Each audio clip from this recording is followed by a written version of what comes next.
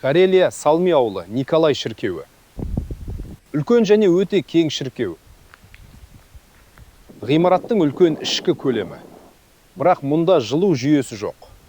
Жалпы құрылыс кезінде пештер жасалмаған. Бұрышта біртүрлі құрылым табылды. Кірпіш қабырғаға кең арна ойылған. Мұнда металл пеш қойылды. Қабырғадан кірпіштер сынған.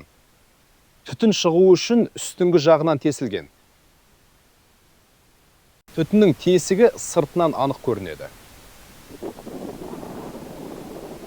Әлбетте, бұл жылыту әдісі сәулетші тарапынан ойластырылмаған. Түтін мұржасын жасау үшін кірпіштердің сынғанын көруге болады. Бірақ кірпіште қара күйе мен күйе жоқ. Мұнда қалайы құбыр салынған болуы мүмкін. Неліктен мұнда кірпіштер қағылды? Біз көлденең тауашаны жасадық. Түсіндім. Мұнда жылу алмастырғыш болды. Кең шіркеуді жылыту үшін үлкен радиаторды қажет етеді. Мұнда металл жылу алмастырғыш орнатылды. Қабырғада радиаторға арналған көлденең тауашалар ойылған.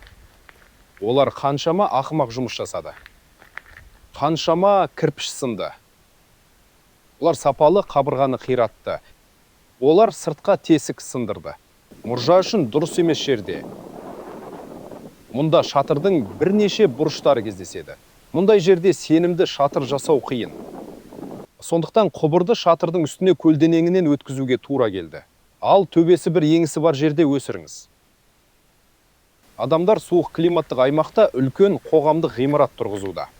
Бірақ олар жылу жүйелерін жоспарлап отырған жоқ. Сәулетші де, тапсырыс берушілер де, құрылысшылар да, жергілікті тұрғындар да қыста ғимаратты жылыту керек екенін ешкім болжаған жоқ. Олар биік қоңырау мұнарасын жасады. Олар үлкен күмбез салды.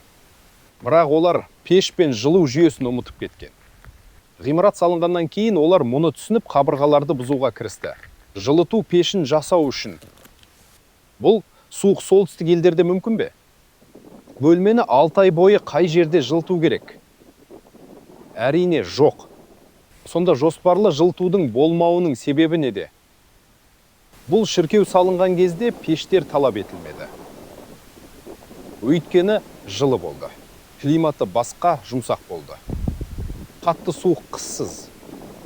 Жоспарланған жылытусыз шіркеу және кейіннен бұзылған мұржа. Бұл соңғы уақыттағы климаттық өзгерістердің тамаша дәлелі.